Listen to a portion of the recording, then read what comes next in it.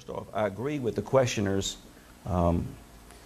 premise that we need to make sure that arts and music are an offering that's available to kids in public education. It's part of a well-balanced curriculum. I can testify from first-hand experience the things that I remember and enjoyed the most about public education were things that were just a little bit off the beaten course. They were not just reading, writing, and arithmetic. I did pretty well in that.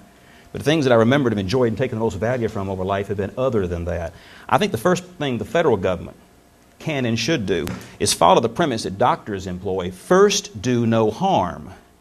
Because there are things we're doing at the federal level I think are having the unintended impact of putting incredible pressures on public education in ways that force them to want to cut out the so-called extras.